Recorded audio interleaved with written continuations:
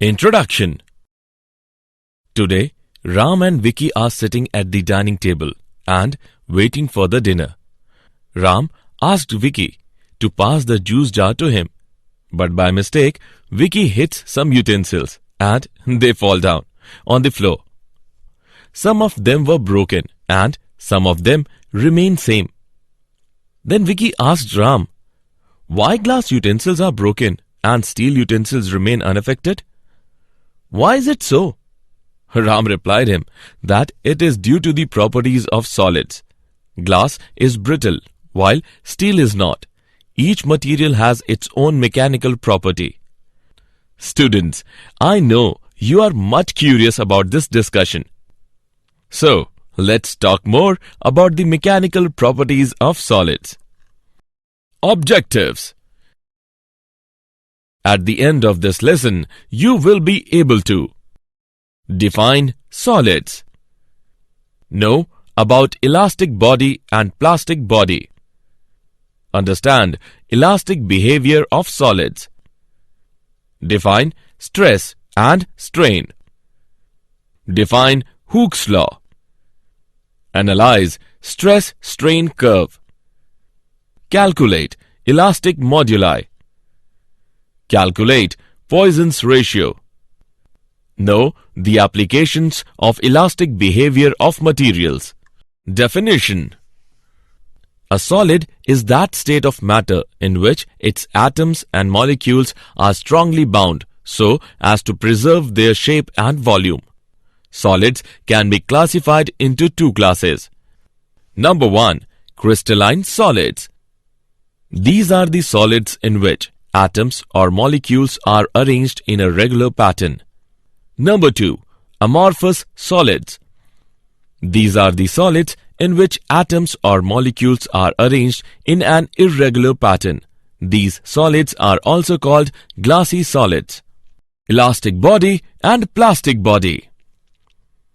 A body that regains its original shape and size on the removal of deforming force within the elastic limit is called an elastic body.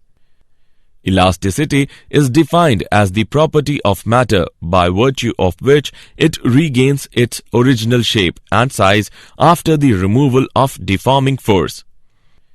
A body that does not regain its original shape and size after the removal of deforming force is called a plastic body. Elastic behavior of solids. In a solid, each atom is surrounded by neighboring atoms.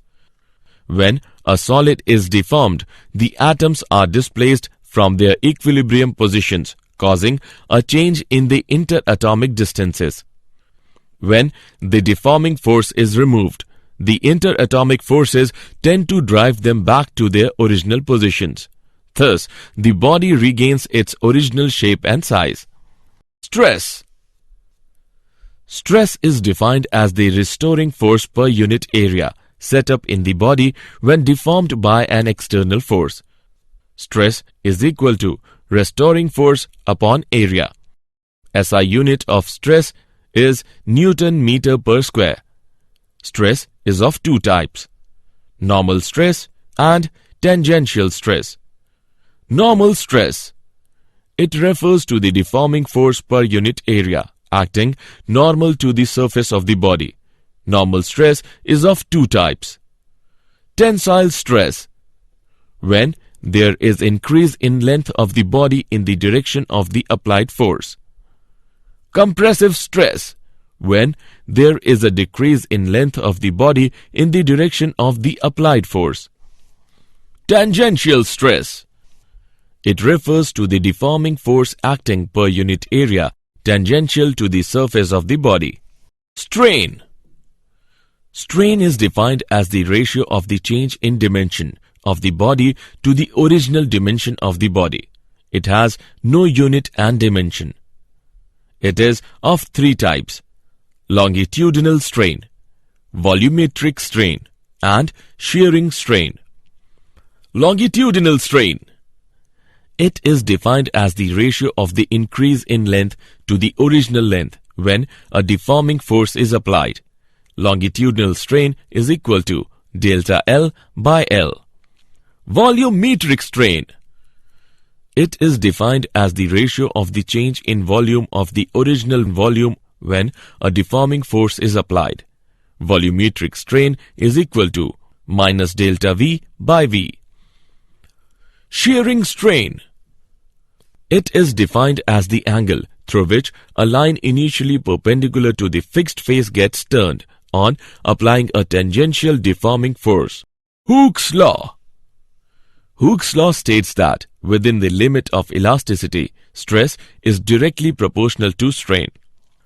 Stress is equal to constant into strain.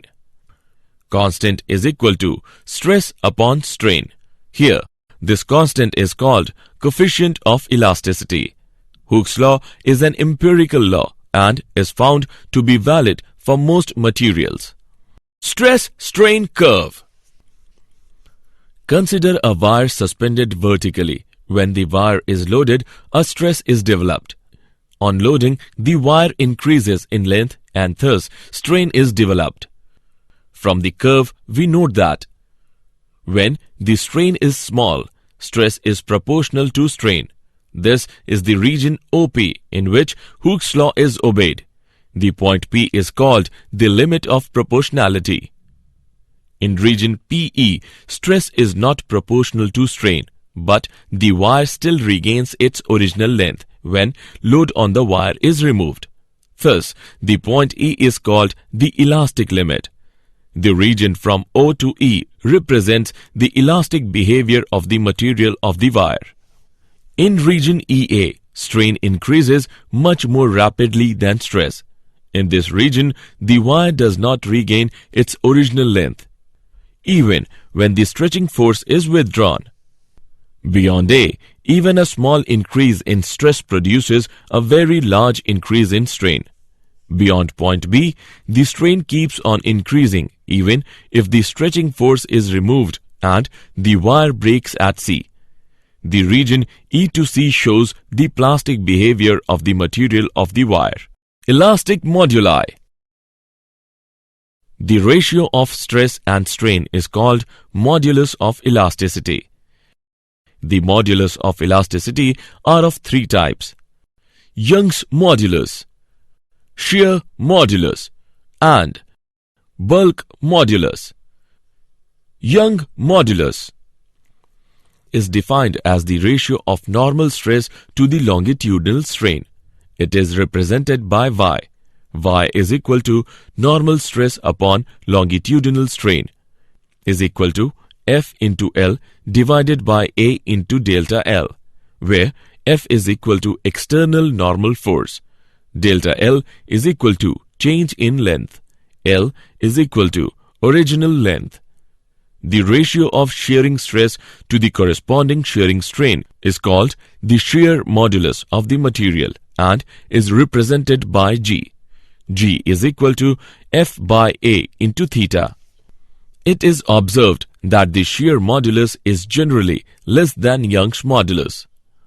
Bulk modulus is defined as the ratio of normal stress to the volumetric strain and is represented by K. K is equal to normal stress upon volumetric strain. K is equal to F upon A divided by negative delta V upon V. The reciprocal of the bulk modulus is known as compressibility. Example. Let's take an example of elastic moduli.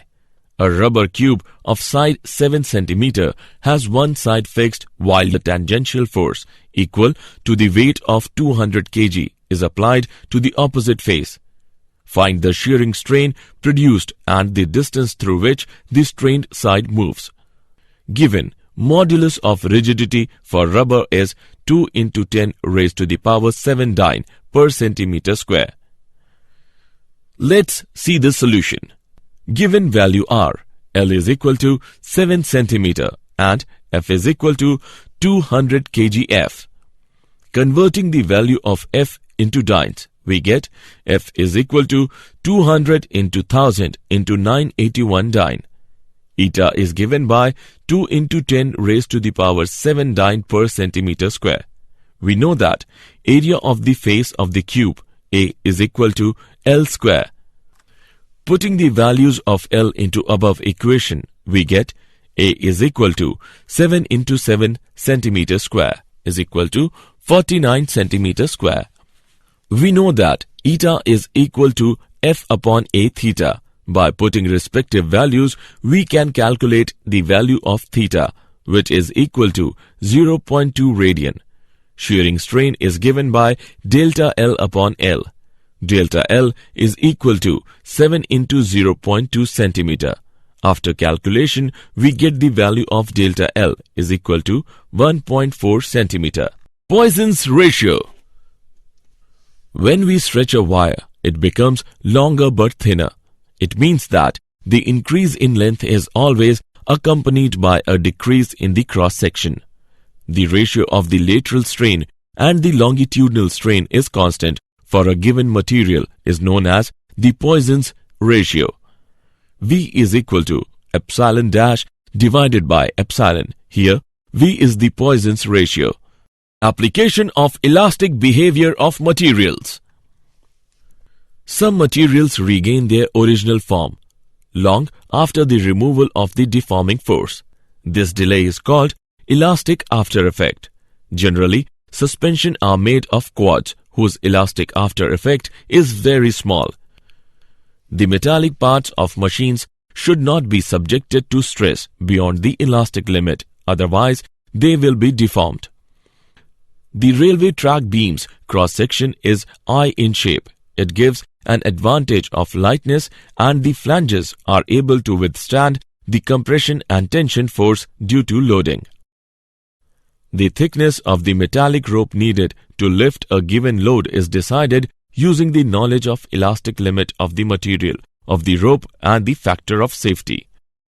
While using a material, it is ensured that the working stress is always larger than its breaking stress. The difference is the safety factor. Did you know? Maxwell was the first to define bulk modulus. According to recent studies, a class called semi-crystalline solid does exist. In this, both amorphous and crystalline phases coexist. Some polymers are in this category, for example, polyethylene. When a body is heated but not allowed to expand due to certain constraints, then internal forces are developed which give rise to stress known as thermal stress. Summary. Let us summarize what we have learnt. A solid is that state of matter in which its atoms and molecules are strongly bound so as to preserve their shape and volume. Elasticity is defined as the property of matter by virtue of which it regains its original shape and size after the removal of deforming force. Stress is defined as the restoring force per unit area set up in the body when deformed by an external force. Strain is defined as the ratio of the change in dimension of the body to the original dimension of the body. Hooke's law states that within the limit of elasticity, stress is directly proportional to strain. Young's modulus is defined as the ratio of normal stress to the longitudinal strain. The ratio of shearing stress to the corresponding shearing strain is called the shear modulus of the material. Bulk modulus is defined as the ratio of normal stress to the volumetric strain. The ratio of the lateral strain and the longitudinal strain is constant for a given material is known as the Poisson's ratio.